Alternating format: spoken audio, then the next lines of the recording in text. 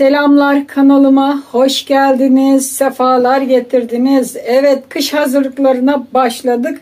İlk olarak ne yapacağız? Erişte yapacağız. Kışlık erişte. Tabii ben az olarak yapacağım size göstermek amacıyla. Ama ölçüleri çoğaltıp yapabilirsiniz. Yumurtalarımı hazırladım. Suyumu da hazırladım. Ve tuz, işte tuz. Bir de ne gerekli? Tabii ki de un gerekli. Yavaş yavaş hazırlamaya başlıyoruz. Şimdi şu kabımı böyle alıyorum. Bu kabımın içine yumurtalarımı kıracağım. 10 tane yumurtadan yapacağız. Burada 15 tane var ama ben 10 tanesini kullanacağım. Çok fazla yorulmadan azar azar yapacağım. Şöyle yumurtaları kırıyorum. 10 tanesini de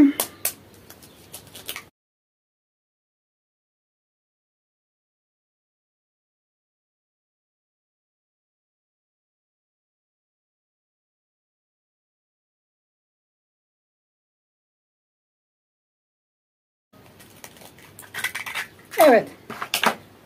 Kabuklarımız burada. 15 yumurtamız vardı. 5 tanesini bıraktık ve 10 tanesinden erişte yapacağız. Şöyle gösterelim. Yumurtalarımız burada. Hemen kabımızı alıyoruz. Kabımızın içine yumurtaları dökeceğim. Bu kabı özellikle ölçmek için kullanıyoruz arkadaşlar. Şöyle bakın. Döktük. Şuralarda kabımızın yumurta vardı.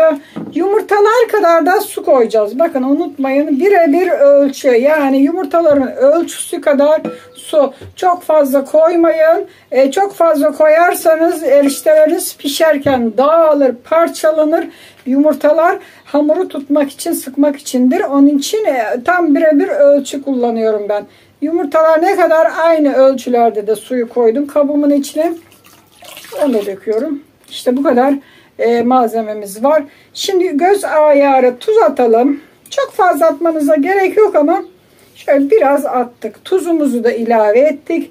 Ne kaldı? Unumuz kaldı. Şimdi yumurtalarımızı güzelce çırpalım yumurtalarımızı. Çırpıcıyla şöyle güzel dağılsın. Bol yumurtalı yapıyoruz.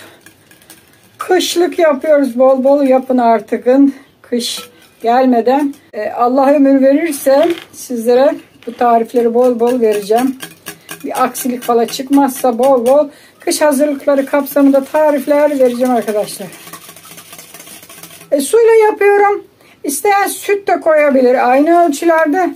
Ama ben annelerimizin yaptığı usulde şöyle suyla yani yapıyorum. Daha sonra sebzeli erişteler tarifleri de vereceğim sizlere. İlk olarak sadesini, sade yumurtalı olanını yapıyoruz. Güzel bir çırptık işte. Yani sarısı beyazı böyle sarı bir karışım. Sarı oldu yani, yumurta bol. Çırpma işlemimiz sona erdi. Şimdi un ilavesine geçiyoruz. Kabımı hemen hazırlayalım. Unumuz ne kadar alırsa o kadar vereceğiz. Yani tam bir ölçüsü yok. Sert bir hamur olacak. Yani öyle cıvık mıvık bir hamur değil. Bayağı bir sert hamur yoğuracağız. Kabıma döküyorum unu. Şöyle kabımı alalım. Bir de kaşık alıyoruz. Çırpıcımızı şimdi çıkarıyoruz. Buna iş kalmadı. Bu kenarda beklesin. Şimdi yumurtalı karışımın içine undan şöyle koyuyoruz. Ezan okunuyor. Aziz Allah Celle. Şimdi ilk aşamada böyle koyuyorum. 4 kaşık koydum. Yavaş yavaş karıştırıyorum. Her zaman olduğu gibi ellerimizin batmaması için ilk aşamada böyle kaşıkla karıştırıyorum. Daha sonra el ile yoğuracağım tabii ki de. Devam edelim.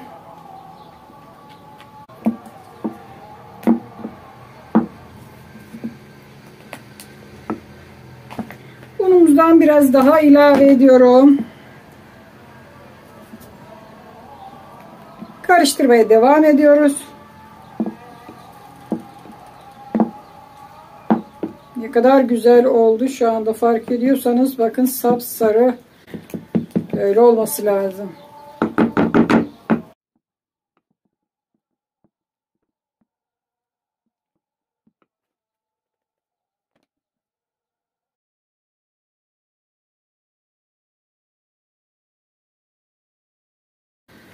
Şimdi ben elimle yoğurmaya geçeceğim. Çünkü kaşıkla gayrı karıştırması bayağı bir zorlaştı.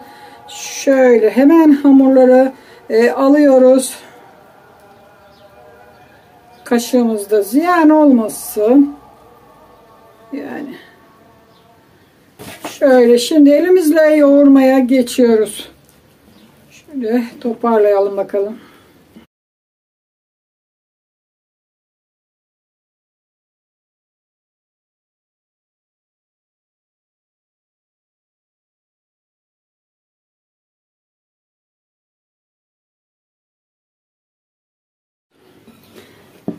Evet, gördüğünüz gibi hamur bayağı bir toparlandı. Ellerimize de fazla yapışmıyor artık ve yoğurmakta da zorlanıyoruz. Artık kıvamı gelmeye başladı. Ama devam ediyoruz yoğurmaya tabii ki de.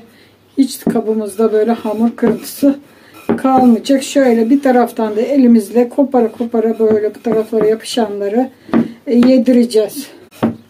Evet. Şöyle tekrar bakın elimize hiçbir şekilde artık yapışmıyor. Yani artık bu oldu. Ve kabımızdaki hamuru buraya çıkaralım zeminimize. Kabın içinde bayağı zorlandık. Tekrar şu kalan parçalar kalmasın. Tamamdır. Şimdi iki elimizle birden hamurumuzu yoğuralım. Şöyle kıvama getirelim. Çünkü tek elle zor oluyor. Artık iki elimizle birden yoğurmamız lazım.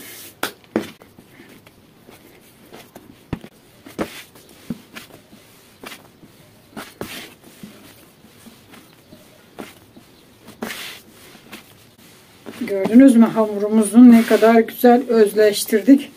Şu anda hiçbir şekilde yapışma yok. Bakın, yavaş yavaş şöyle biraz alt kısmı hemen un atıyoruz.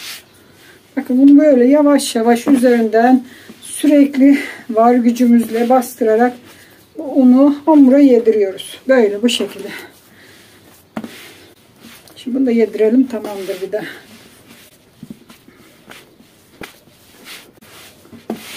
Evet, artık yeterli. Bu kadar un yeterli. Tamamdır. Artık hamurumuz hazır oldu. Gördüğünüz gibi çok da güzel oldu. Şimdi hamuru keseceğim. 10 tane yumurtadan 10 tane hamur çıkaracağız. Yani her bir yumurta için bir adet olması lazım. Şöyle bakalım. Ölçü ölçü yapalım. Hepsi eşit büyüklükte olsun. Şöyle. Bunu da yapalım. Bu şekilde hamurları toparlıyoruz. Şöyle bunu alalım. Bakın şimdi. Biraz da un serpelim yine alt kısmı. Havalar sıcak, hemen yumuşar. Şimdi göz ayar yapsak 1, 2, 3, 4, 5. Yani tamam. Şöyle bakın. Bu büyüklükte kocaman kocaman olması lazım. 2 3 yani şimdi bu biraz büyük kaldı ve 5. Bak işte. Şimdi ayarlıyoruz eşitliklerini. Şöyle 5 tane yaptık ve ikinci 5'i keselim. 2 3 4 5 tamam. Şu şekilde göz ayar işte bir çizik atıyorum ki büyüklüklerini elimize aldığımız zaman da dengeliyoruz. Bakın işte 10 tane hamur burada hazır. Gördünüz mü? 2, 4, 6, 8, 10. 10 yumurtaya 10 tane hazırladık. Şimdi şöyle ne yapacağız? Unda bunları toparlayalım. Yuvarlak bir şekil verelim ki açması güzel olsun. Hemen unumuz burada. Şöyle biraz her zamanki gibi alt kısma un ve elimizde şöyle bakın toparlıyoruz. Bakın böyle. İşte böyle toparlayacağız. Şöyle yuvarladıklarımızı koyalım buraya. Bakın işte şöyle Gösterelim yakın plandan da herkes görsün ve yapsın evinde eriştesini.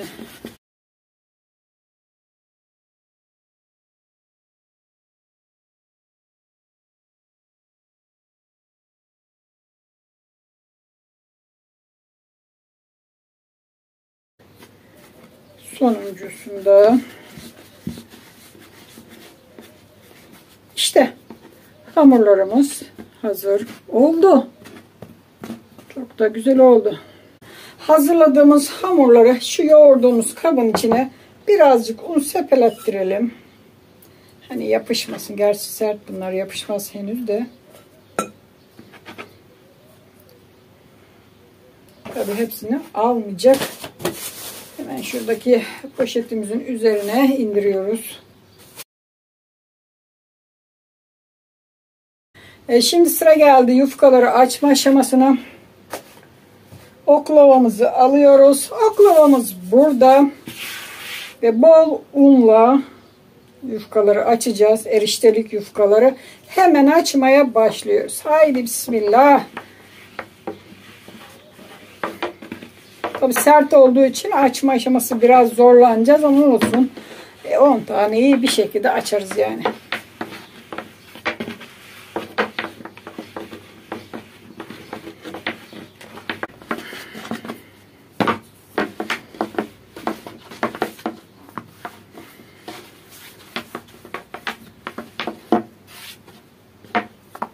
Şimdi açıyoruz. Çok incecik de açmayacağız. Tabii çok ince açarsanız erir gider. Dağılır gider, parçalanır gider. Birazcık bir tık kalın açacağız tabii ki. Hemen un sepeleyerek şöyle alt kısma yufkamızı açalım.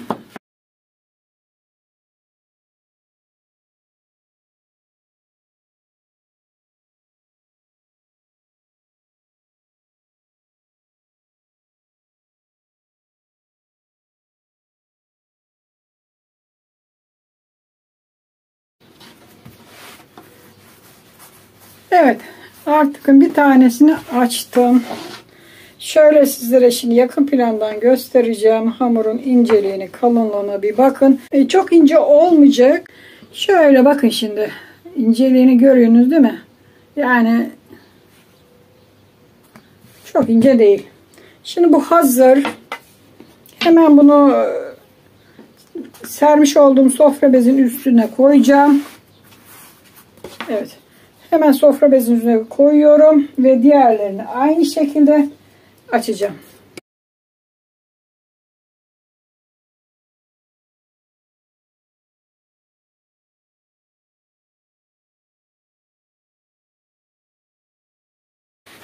Onuncu ve sonuncu yufkamızı da açıyoruz artık. Yaptım, hepsini açtım arkadaşlar. Tamam, bu kadar, bu da yeterli. Evet, sen burada dur. Yufkalarımızı açtık. Eriştelik yufkalarımızı şöyle serdim sofra bezinin üstüne. Şimdi onları size göstereyim. Şöyle gösterelim. 9 tanesi burada. Bir tanesi de sofranın üzerinde. Ve açtım. Birazcık pişireceğim ki kesmesi kolay olsun. Hem fazla un gitmez. Şimdi hemen ocağımıza gidelim. Hazırlayalım. Ve yufkaları birazcık ocakta pişirelim. Şimdi ocağımı yakıyorum.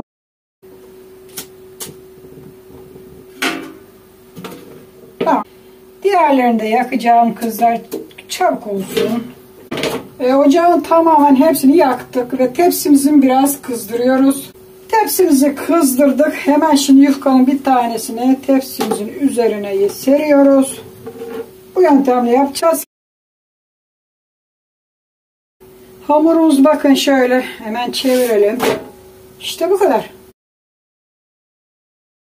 Şöyle güzel hamuru biraz sendiriyoruz. Yani pişiriyoruz. İşte gördünüz mü? Şimdi biraz kısalım bunları. Biraz çok açtık sanırsam. 4'ü birden yanıyor ve hemen bu hazır. Şimdi diğerini koyacağız. Diğer yufkamızı da hemen koyalım. Elimle aldım ama oklavayla alsam çok daha iyi olacak. Aynı şekilde onu da sendireceğiz. nokta nokta kabarmaya başladı. Hemen artık bakın tutabiliriz. Hop. Hemen alt üst. Herkes yapsın diye bu yöntemi gösteriyorum. Bu yöntemle herkes, köylü şehirli fark etmez, yapabilir. Şöyle sık sık çevirelim ki yanmasın. Artık yapışmaz. İşte böyle hazır. Hemen başka alalım.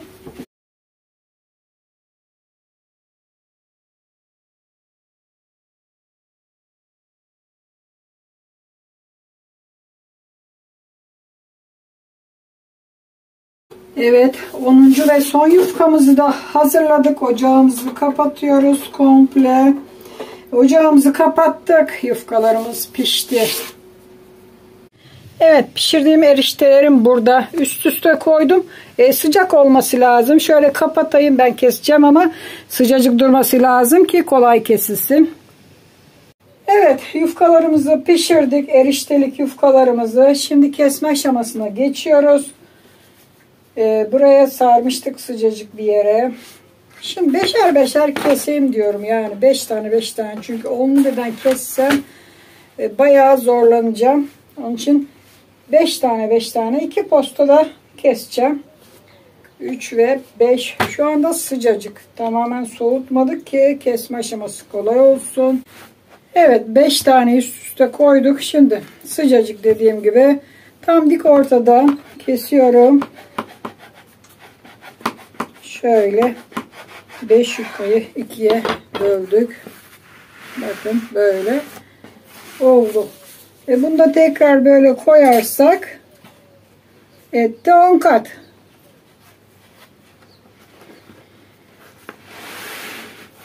Tekrar böyle çeviriyoruz. Üst üste koyduk.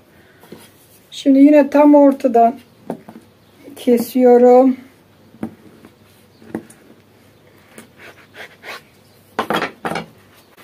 Şöyle 2'ye böldük. Şimdi bunları da tekrar böyle ince uzun bir şekilde keseceğiz.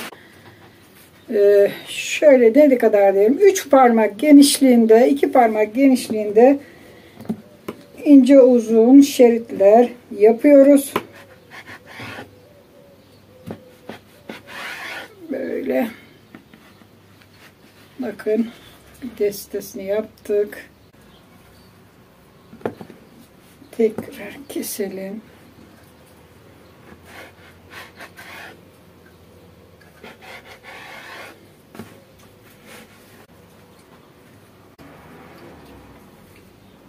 Şöyle yine 3 parmak genişliğinde kesiyoruz.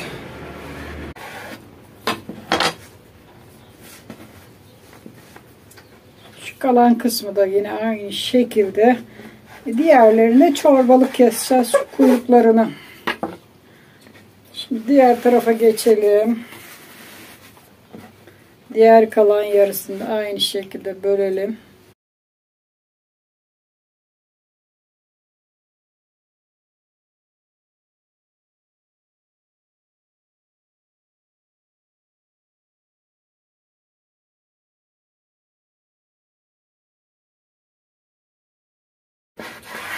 Tamamdır.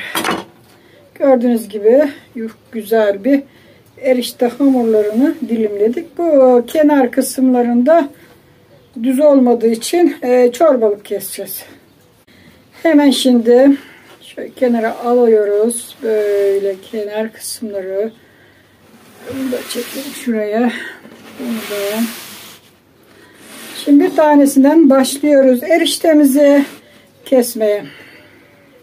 Evet, şimdi nasıl keseceğiz? Çok fazla geniş olmayacak şekilde ince ince eriştemizi kesmeye başlıyoruz. Bakın şöyle ellerimizi böyle sakın uzatıp kesmemeye özen gösterelim. Yoksa gider parmaklar. Kendimi de tutturayım. Güzel bir dengemizi sağlayalım. Tırnaklarımızı şöyle iç kısma doğru çevirelim ki kesip atmayalım. Hemen başlıyoruz. Bakın böyle kesmeye arkadaşlar. Yavaş yavaş zaten olmuş olacak. 10 tane yufka. Onları da bir şekilde keseriz. Zor zor da olsa keseriz.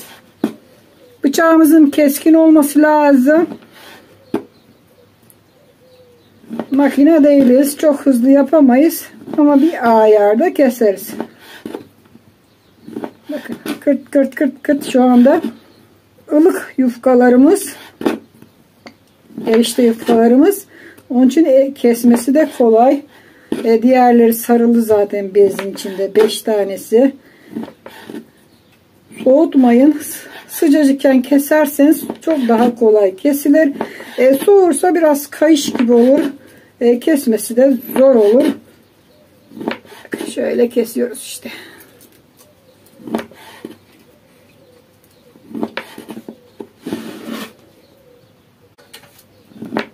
Bak kırt kırt kesilecek şimdi. Hepsi aynı ölçülerde kesiyoruz.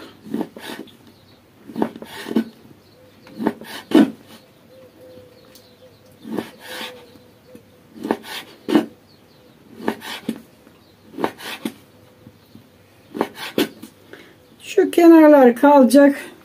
Bunları da kenara koyalım ki çorbalık kesiveririz onları da. İşte böyle bakın. Eriştelerimiz kesilmeye başladık. Daha ince de kesebilirsiniz ama bu ayar iyi.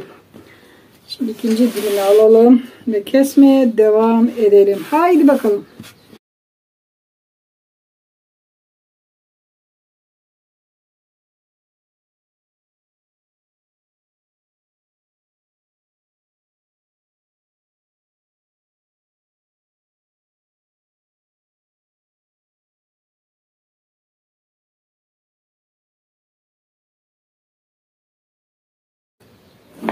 Evet, sonuncu parçamızı da kesiyorum. 5 tanesi kesildi sayılır. Yarısı gitti. Yarısı kaldı. Şöyle bitirelim onu da bakalım. Şöyle gösterelim. Bakın eriştelerimiz çok güzel kestik. 5 taneden bu kadar çıktı. Şimdi kestim erişteleri hemen tepsime koyacağım. Çok güzel oldu yalnız. Hemen şöyle tepsimin içine indiriyorum onları. Yarısını yaptık. Kaldı yarısı. Gösterelim. Gördünüz mü? Süper oldu. Şimdi kalan 5 taneyi keseceğiz. Onları da keseyim, bitireyim. Tekrar videoya devam ederim. Evet, eriştelerimizi kesme aşamamız bitti. Şöyle tepsime döktüm. Birisi 5 tanesi burada. Bir diğer 5 tanesi de burada. Toplam 10 tane yufkamız vardı ve bu kadar eriştemiz çıktı arkadaşlar. Gördünüz mü? Ne kadar da güzel. Şu kalan parçaları da kestim. Size videosunu çekmedim. Niye çekmedim? Çünkü ikinci posta 5 yufkayı keserken canlı yayın açtım ve canlı yayında o 5 yufkayı kestim. Bu kalanları da çorbalık kestim. Şöyle gösterelim onları da. Vallahi nasıl kestim merak ederseniz canlı yayın videosuna bakabilirsiniz zaten. Şimdi ne yapıyoruz? Bu erişteleri güzel bir kurumasını bekleyeceğiz. Bir bez üzerine sereceğiz incecik bir şekilde ve kurumalarını bekleyeceğiz. Hemen bir bez yayalım. Sofra bezi, çarşaf olur. Temiz bir bez üzerine serelim. Evet, hemen şimdi şöyle dökelim. Bezimizin üzerine hazırlamış olduğumuz erişteleri şöyle döktük ve yaydırıyoruz. Gölgeye de serin. Güneşe pek koymayın. Sinek, böcek, toz gibi düşmesin.